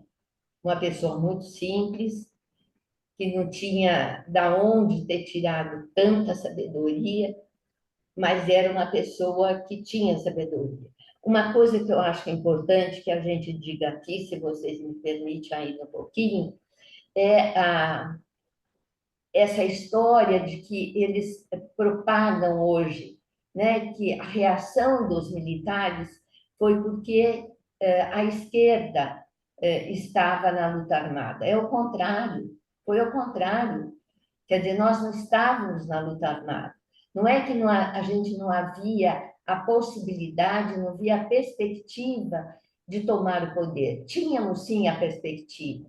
Mas a luta armada começa tanto no Araguaia quanto nos sequestros para soltar e contra as barbaridades, né, como a Helena contou, quanto as barbaridades que haviam.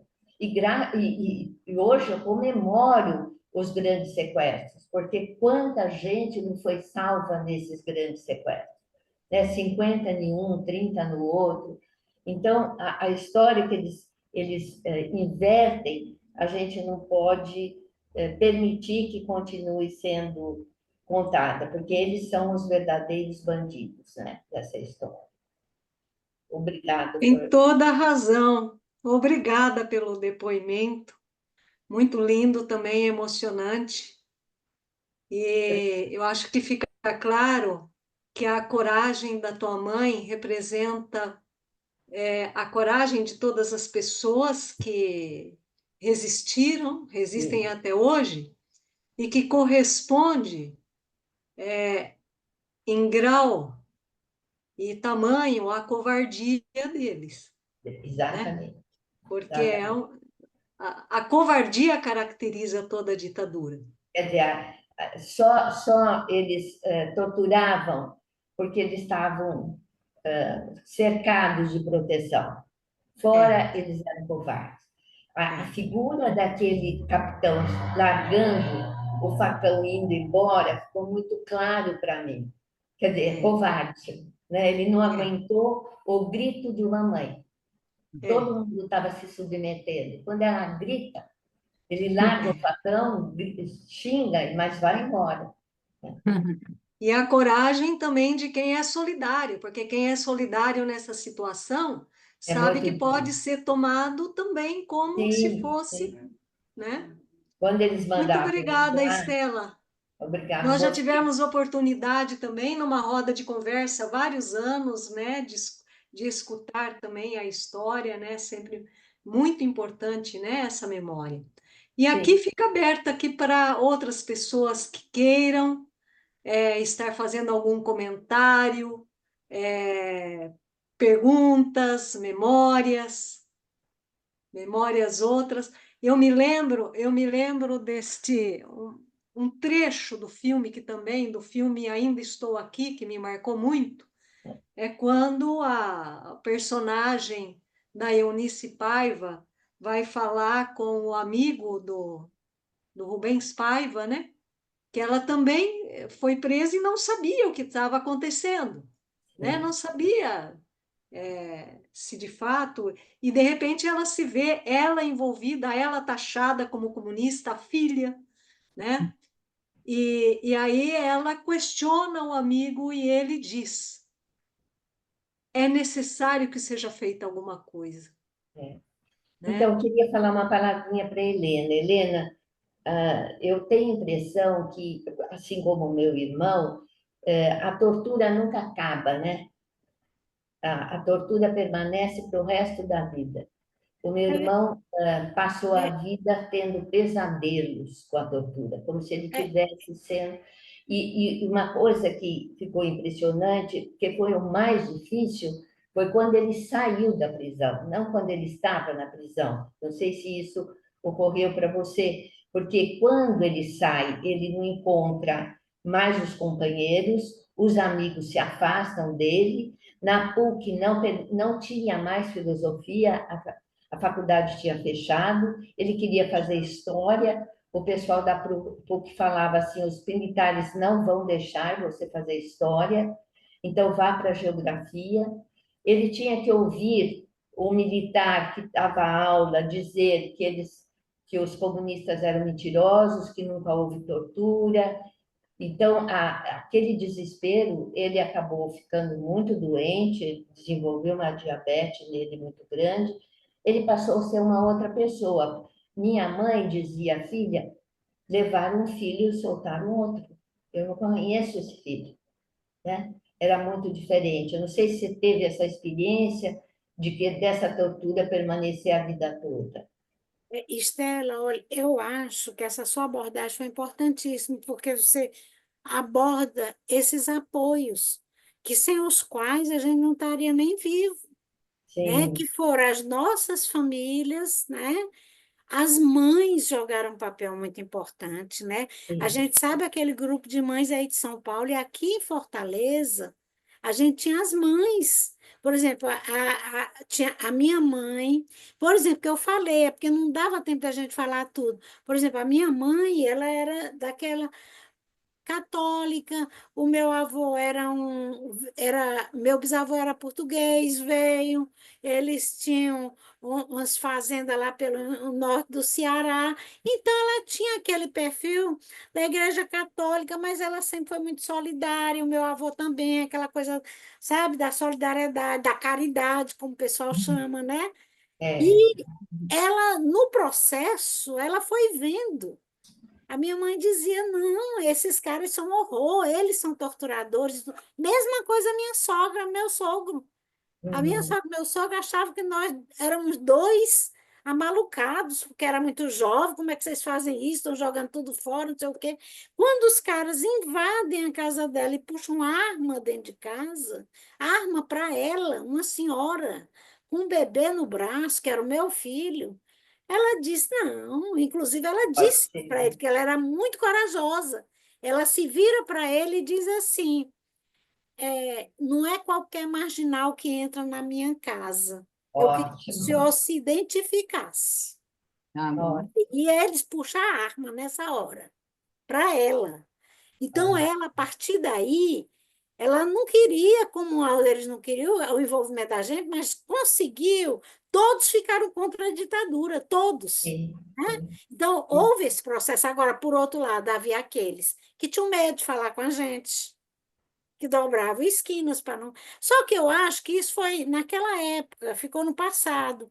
Então, Estela marcou essa história da ditadura, da tortura. Tem algo, por exemplo, eu não consigo falar muito disso, sabe? E principalmente torturar o Chico na minha frente. Fica uma sensação horrível. Você sabe, do ponto de vista, como é que eu posso dizer assim, racional, que você não tem nada a ver com aquilo, que a culpa não é sua, mas emocionalmente você se sente culpado. É horrível, é uma sensação. É tanto quando eu saí de lá, eu lembro que eu vi um desses, violência no meio da rua, um soldado batendo em alguém, eu fiz um escândalo. Por quê? Porque aquela coisa me traumatizou muito. A história do aborto foi outra coisa, né? Quer dizer, só que aí eu acho assim, você tem que ter a luta como perspectiva, né? Sim, E continuar vivendo, sabe? sim. Então, eu É, acho que isso ajuda, né? Eu sempre gostei também de muita coisa. Eu gosto de ler, eu gosto de dançar, gosto dos amigos, sabe? Só que não abro mão do que eu penso. Então, acho que essas coisas ajudam. Agora, que a tortura é Uhum. algo que fica marcado para a sua vida toda, fica. Isso aí, sem dúvida. E o que eu chamo mais atenção, que eu tenho falado, são os nossos filhos. Esses eu acho que foram extremamente principalmente os daquela época, os mais velhos, sabe? Eles foram assim atingidos, eles não tinham feito a opção, eram crianças, alguns deles bebês, e alguns levaram trauma para o resto da vida. Outro dia a gente estava conversando um pouco isso. Essa questão das crianças, por exemplo, na Argentina foi abordado muito isso. No Brasil é como se não tivesse acontecido. E a gente Verdade. tem uma advogada em Pernambuco chamada Messi, infelizmente ela faleceu, que ela estava começando um trabalho levantando os filhos que foram atingidos diretamente. Por exemplo, meu filho foi atingido, meu filho tem problemas até hoje porque não tinha como não ter. Não tinha como não ter. Por exemplo, os meus sobrinhos, filhos da minha irmã, foram sequestrados, um que ia completar 2 anos e outro ia completar 4. Foram sequestrados, ficaram na mão de agente da ditadura, depois de um mês entregaram. O menino tinha crise de asma. Quer dizer, isso você vai pagar? Nunca, fica. Só que você tem que aprender a superar isso, né? Agora, eu acho que isso que você abordou, questão da sua mãe, isso é importantíssimo. Eu acho que a Uhum. questão das mães, eu acho assim fundamental. É uma coisa importante. Estela, eu queria acrescentar no que você falou sobre o seu irmão, o Tarcísio, né? Que assim, eu acompanhei porque era professor de evolução, e aí o sofrimento da gente saber que ele estava preso, e depois, quando ele volta, arrebentado, né? Isso aí é uma coisa assim que É, e a sorte do Tarcísio que o Evolução era um centro de resistência. Então, durante o período que ele ficou preso, ele continuou recebendo o salário. Isso era uma forma de resistência. E todos os professores sabiam disso, que ele tinha o lugar garantido dele. Aí ele volta e assume as aulas no Evolução, né? E E o essa Jonas foi preso depois por Aí ter, depois o Jonas é ter preso, também meu irmão permitido. é preso, porque dava guarida para pessoas que eram subversivas, comunistas e tal. E aí essa questão também da família das crianças, né, que a Helena fala. Depois eu tive a oportunidade de conhecer, porque a minha filha, a Tininha, né, que para quem não sabe é cineasta, ela foi produtora de um documentário que era o Bacuri, que é a história do Bacuri, que é o depoimento da mulher do Bacuri, um depoimento também impressionante, né? Em que ela fica grávida, o marido dela é assassinado, e depois a filha vem em São Paulo, e ela conta que a filha, ela não contava para a filha que ela foi para a Itália e tal, quem tinha sido o pai dela, e a menina começa a ser cooptada por um grupo de jovens nazistas. Porque a mãe não É, contava nada para a filha, não, achava que não devia contar. Era obrigada a falar, olha o que era seu pai, para a filha, mas a menina também fica totalmente impactada, porque foi criada totalmente alheia a quem tinha sido o pai dela, né? Então, acho que esses depoimentos assim são importantes, porque estão surgindo esses documentários também, para registrar, né? O registro, para ficar mesmo na história, né? E eu tive oportunidade, e por fim, eu queria dizer para a Helena que a Helena é um exemplo. A Ana Lima aí falou o seguinte, Helena, realmente você é muito forte, né? Porque sim, você está assim, né? Por tudo que você passou, essa é uma forma de resistência, sim, muito forte. Está de parabéns mesmo. Uma coisa, é eu verdade. fico assim, orgulhosa de ter acompanhado também a sua vida aqui em Campinas, né? Todos nós somos muito influenciados, né? E tanto você como a Helena de Freitas, aí eu queria dizer, a Helena não aguentou ficar, sabe? A Helena de Freitas não aguentou, ela está com problema de saúde e ela ficou muito eu acho que tem pessoas que são muito sensíveis assim a essa questão das torturas, né? A Helena exatamente. pediu para desculpar, né, a ausência dela, e a Conceição queria registrar a presença da Conceição Fornazari, a presidente que conseguiu chegar aí no meio, né? Ela não pôde participar do começo, está presente aí, tá? Então, queria registrar a presença da Conceição. Agora, o Augusto está marcado, né, para falar? Obrigada, Tid. Augusto. Bom, a Tid já falou aí sobre a Helena, que é um exemplo, né? Eu concordo plenamente com isso, né? Acompanho muito a trajetória dela e tal. Agora, eu queria contar a história de uma moça que se politizou em- na prisão. Bom, vocês sabem que eu participei do congresso da UNE de 68, fomos presos lá em Ibiúna. Mas eu não quero contar a história da, da minha prisão, eu quero contar a história da dona do sítio que nos recebeu lá em Ibiúna. O marido dela tinha, o pessoal, alguém da UNE, da direção da UNE, tinha contato, ele era um coronel da reserva contra a ditadura, e ele cedeu o sítio para fazer o congresso. Para convencer a mulher, ele disse: Olha, nós vamos ficar fora, nós vamos lá para a cidade, vamos ficar lá no hotel lá, porque vem para cá uns estudantes aí que querem se reunir e tal. E a mulher então concordou em sair de casa e ir para o hotel. Bom, aí quando o Congresso cai, que eles começam a ficar atrás das pessoas, etc., eles conseguem pegar a mulher, quer dizer, e prender. Prenderam a mulher. Ela era uma mulher muito simples, que não tinha nenhuma relação com política, não sabia que a casa dela ia ao congresso de UNE, porque o marido tinha dito que eram alguns estudantes, e de repente ela começa a pensar, e apanhou muito na prisão, e ela começa a pensar, poxa, mas que história é essa? Eu não fiz nada para ninguém, eu apenas cedi lá a casa para eles lá reunirem, eu não estou sabendo de nada de política e tal. E aí começou a entender a questão política e foi se politizando com isso, né? Quando teve a UEE, quando fez 45 anos do Congresso, teve uma reunião lá em Biúna, e a mulher fez um discurso na cidade, porque aí foi lá o pessoal da Comissão de Justiça, tal, né? Ela fez um discurso muito bem elaborado e hoje é uma pessoa muito politizada que continua na luta. Então, é um relato de uma mulher que se politizou por causa da prisão e da tortura, né? Então, é isso. Que riqueza essa mesa da memória, hein? Essa é a Isso aqui vai ficar como um documento, né? É É muito um interessante documento. essa história aí do Congresso da UNE, né? Muito É, interessante. Mais alguém gostaria de fazer algum comentário? Já estamos terminando aqui o nosso tempo. Gilda? Gilda é pernambucana, viu, Helena? Oh, Que mora em São Paulo há muito tempo. Boa noite a todos e todas. É uma satisfação estar aqui escutando a história de várias companheiras que sofreram na ditadura militar.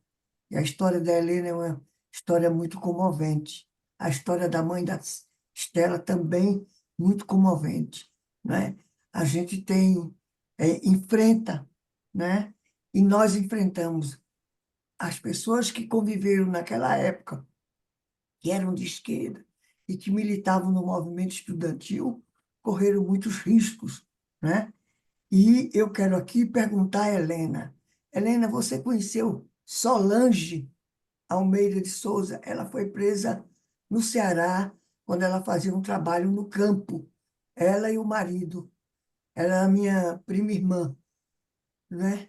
E ela foi muito torturada e depois, um tempo depois que saiu da prisão, porque o pai dela meu tio, era do exército e conseguiu tirá-la da prisão. Mas ela sofreu muitas torturas e veio a falecer muito jovem ainda por conta dos reflexos que ela sofreu. Para você ver, foi uma família que é minha família. A irmã dela também foi presa aqui na Alban, que era também a minha prima irmã, né? E o pai foi quem foi atrás e conseguiu resgatar, porque ele era do exército. E ele conseguiu, e como ele não era envolvido com política, meu pai era, ficou praticamente, foi quase preso, ficou cercado na nossa casa.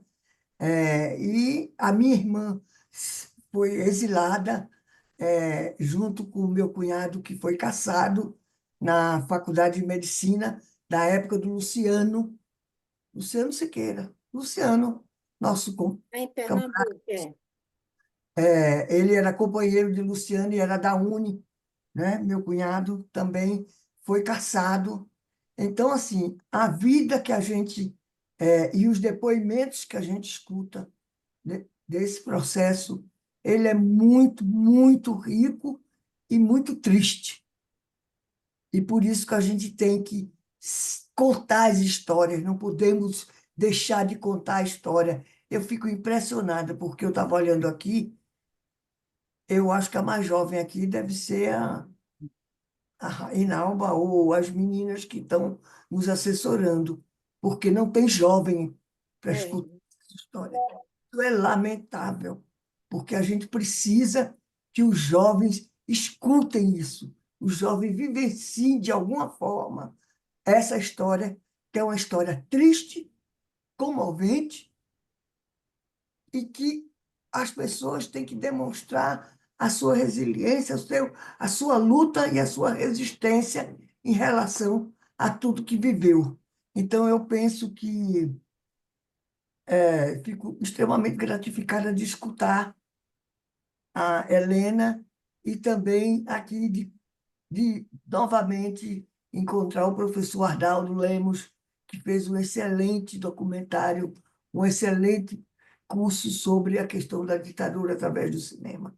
Eu quero dizer que realmente a gente vivenciou muitas coisas, né?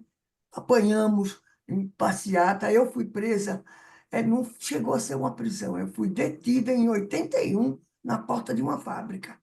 Aqui em São Paulo, fui para o DOPS. Imagine que eu fiquei no DOPS uma noite inteira e o outro dia. Você entendeu? E não tinha, eu estava distribuindo um material da campanha do nosso candidato na época, em 81, que ele era deputado e se candidatou numa chapa de metalúrgico. Então, Aurélio Pérez.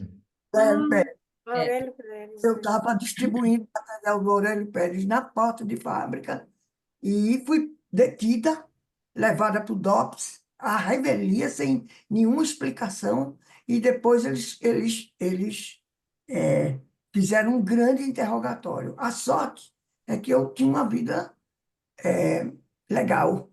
Eu era funcionária do Instituto Butantan, farmacêutica, você entendeu? A minha história foi uma história que convenceu ele de que eu estava ali por uma amizade que eu tinha com o deputado, você entendeu? Que eu não tinha envolvimento nenhum com política, né? Então, a gente vivenciou todas essas coisas na ditadura militar e isso tem que ser contado. Não podemos, de forma alguma, esconder. Por isso que o filme ele foi muito interessante, né? E eu acho que valeu a pena, né? De estarmos aqui novamente. É isso. Eu não sei se você se lembra da Solange. Ela foi presa lá em Fortaleza, no Ceará. Ela fazia um trabalho no campo, ela e o marido. Você lembra quando foi? Que ano? Que Eu acho que foi na época de 60, final da década de 60, porque foi logo é, depois. é Sim, porque eu tive esse período que eu saí de Fortaleza e fui para Recife, que foi exatamente quando teve o AI-5. Recife, Então, pode ter coincidido, né? Porque eu não lembro de Solange no Ceará, mas pode ter sido talvez essa fase, foi frio. quando eu fui para a clandestinidade com as 5. Aí eu fui para Pernambuco, foi o contrário. Agora eu lembro que tinha uma Solange em Pernambuco que visitava a gente, quando a gente estava presa, a menina lá de Pernambuco. Era a Solange, eu não me lembro o sobrenome. Que eu tenho uma grande amiga lá, que foi presa política junto comigo, que é a Lília Gondim. Hum. E a Lília teve presa junto comigo. E eu lembro que a Solange parece que ia visitar. A Lília acabou conhecendo a gente. Mas é eu a não mesma. sei o sobrenome da É a Solange. mesma. Ficou presa um tempo que não É. foi muito grande, porque o pai resgatou, né? É, Correu atrás, fez todas as interferências e conseguiu libertar. Mas ela foi muito torturada, muito, mas muito mesmo. mas porque teve esse período que eu fiquei fora de Fortaleza. E depois, no final da década de 70, que Ela eu viu o saí de marido novo. sendo torturado e o marido via ela sendo torturada, levou choque, pau de arara, tudo que você possa imaginar. Ela Nossa. sofreu. Ela nem gostava de falar, por isso que a gente não tem detalhes. É, Gostava de falar. Quando é essa porque aí sim tem a coisa que, como a Estela falou, você ficar falando, aí parece que traumatiza, sabe? É De novo, como né? se eu estivesse revivendo. Eu não sei, eu nem gosto de pensar, sabe? Helena, você vai gostar de saber, isso aqui você vai gostar de pensar.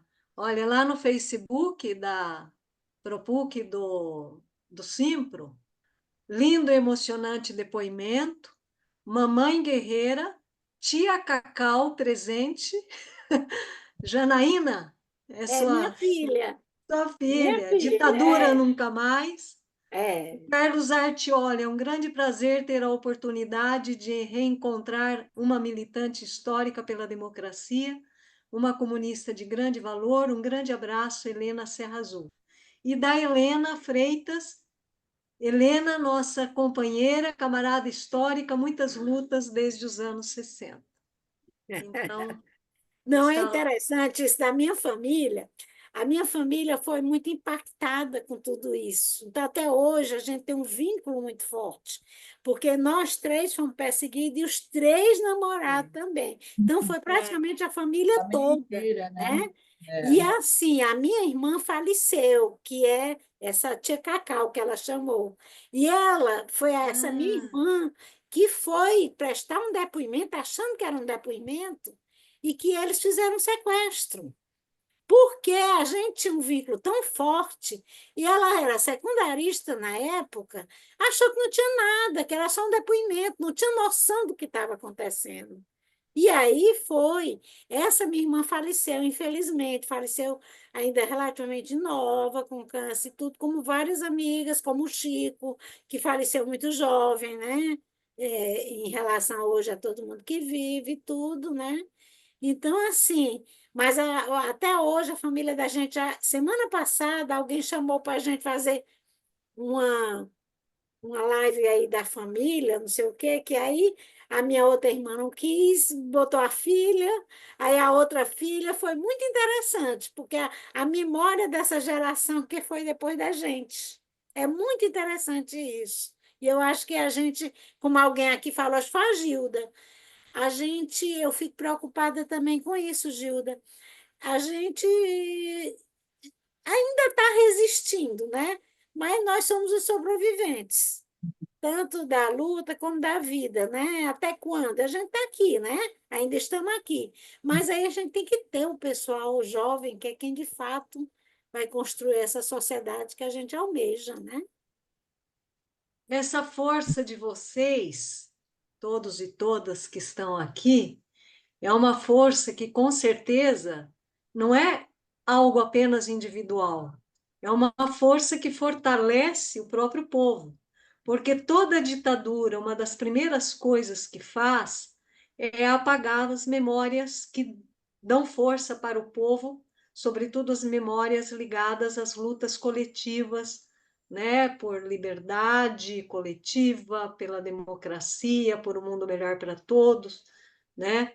Então, todo o povo que perde a sua memória se enfraquece muito, né? Por isso que a gente sabe que todo o processo de ditadura e também, quer dizer, toda... Hoje nós vemos no mundo, né, como já foi colocado aqui, a ascensão da extrema-direita.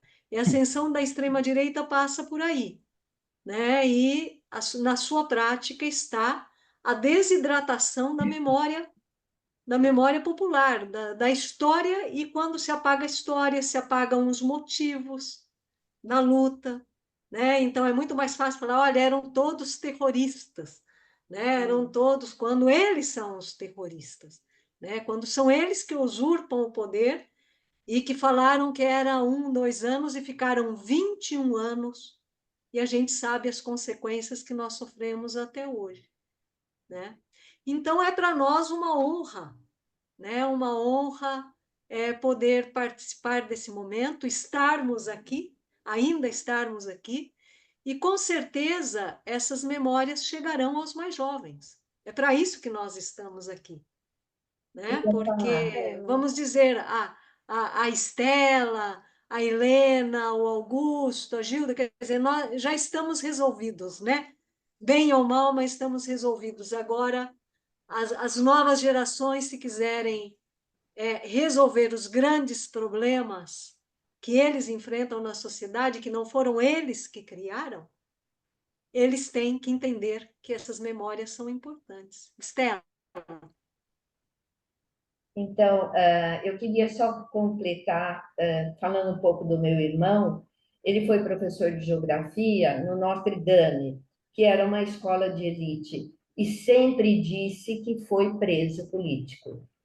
quando abriu o DOPS para visita, ele levava os alunos nos finais de semana para visitar o DOPS e mostrava aonde ele foi torturado, a cela que ele ficou. Quando ele morreu em 2022, ele tinha feito 80 anos, houve muita manifestação dos alunos contando coisas importantes do quanto ele, como professor, foi importante na vida deles. Foi depoimentos muito interessantes. Alguns até diziam: a gente não tinha a mesma ideologia, mas respeitava pelo que ele foi, pelo que ele fez por mim, pelo que ele fez pela classe. Quer dizer, houve muitos depoimentos interessantes. Quer dizer, ele continuou resistindo de uma outra forma, contando para os alunos. E há alunos há pessoas que fizeram geografia porque ele foi o melhor professor dele. Então, era uma forma de manter essa juventude informada, né? Isso que eu acho fundamental, porque hoje é muito difícil quem fala sobre a ditadura, né? Um professor na sala de aula poder falar na ditadura. Então, ele, nesse sentido, ele teve um papel fundamental. Agradeço. Augusto, depois, obrigada, Estela. Tá bom, Tá pode bom, mandar. então agradecendo aí a todos e todas e todes, quem na sala ou quem nos acompanha pelo Facebook, né? E passo agora então a palavra para a Conceição. Conceição não escapa, não. Pois é, ser presidente de um sindicato, a gente pensa que é uma tarefa tão difícil, né? Mas É mulher par- forte. participando dessa atividade, gente, não é nada, não é nada. Eu vivi os anos da ditadura sem politização alguma. Quando eu comecei a me politizar, eu já fui logo enquadrada na Lei de Segurança Nacional. Não fui presa, só fui torturada psicologicamente, emocionalmente, não sei quantos depoimentos, etc., porque já era 1982. Só por isso. Foi assim que eu conheci o Augusto, né, Augusto? É, E uma carta do Simpro Campinas se solidarizando com a professora Conceição, que estava sendo enquadrada aí. Então, eu vivi os anos da ditadura com muito horror, com muito temor pelos meus amigos, mas não enfrentei o que vocês enfrentaram. Então, realmente, parabéns, Silvana, parabéns, Augusto. Estou dando parabéns para vocês dois, porque vocês dois que organizaram esse evento tão importante. Helena, nós trabalhamos juntas na PUC. Um pouquinho antes de você ir embora, eu entrei na PUC e conversei muitas vezes com você. E agora, vendo você com o seu depoimento, realmente é uma coisa fantástica. Encerrando, desculpem, tá, gente? Encerrando uma assembleia de professoras de umas escolas de uma região extremamente carente, com alunos carentes, com professoras mesmo, que são aquelas que ganham menos, eu terminei a assembleia dizendo que importância que é nós nos reunirmos. Porque é só com a democracia que nós conseguimos nos reunir. E eu reproduzo para essa atividade tão significativa apenas com a memória de cada uma de vocês, do próprio Augusto, do próprio Arnaldo, né, os dois homens coragem de estar no meio de tantas mulheres corajosas, né? Essa reprodução, ela tem que ser levada, essa memória tem que ir para além dos muros aqui da atividade de hoje. Nós vamos ter que reproduzir nas nossas mídias, porque, olha, só conhecendo a memória, só sabendo tudo que passamos, que nós vamos valorizar a democracia. E nós estamos vivendo, como foi dito no início, eu estava no carro, tá, gente? Então, eu fiquei algumas vezes, saía do ar, tal, eu estava voltando de Campinas. E só conhecendo os horrores da ditadura, porque não tem outra expressão, porque é um horror, porque tortura de todas as formas, tira a liberdade, tira a possibilidade de qualquer enfrentamento, tira a possibilidade de conhecer. E sem conhecer, quem somos nós? Não é? Então, essa memória, essa reprodução da memória, e ainda dentro dos limites que nós temos na democracia, e temos muitos limites, nós temos que defendê-la de toda sorte, porque se não fosse essa democracia, ainda que limitada, nós não estaríamos nesse evento aqui, nós não conheceríamos, não ouviríamos a Helena dessa forma tão maravilhosa, porque a Helena continua a mesma menina que eu conheci nos anos 80, Helena. A mesma alegria, que delícia vê-la e ouvi-la. Você também, viu, Gilda? Você também, viu, Estela? Que mulher que era sua mãe, hein? Que mulher que é a sua mãe. Porque, falando em memória, nossas mães nunca morrem. Jamais morrem. Então, eu agradeço a cada uma, a cada um. E tá aqui a Inalba, né, Inalba? Que delícia, você está sempre nas nossas atividades, adoro, adoro. E outras mulheres aqui que estão, e tenho certeza, outras mulheres da nossa geração e das novas gerações virão, com certeza, esse episódio, vou chamar de episódio, porque nós vamos ter que retomar isso muitas vezes. Mês da Mulher, aniversário do golpe que colocou. Eu falo aniversário porque é uma data. Não é a data para ser comemorada, é a data para ser lembrada para não acontecer nunca mais. E encerro a minha fala, além de toda a alegria desse evento, terminando com o nome do filme. Ainda estamos aqui. E vamos ficar. Um forte abraço, um beijo e muito obrigada. Muito obrigada, tá, gente? Obrigada Tchau, a tchau. todas, todos. Boa noite, boa noite. Boa Tchau, tchau. noite.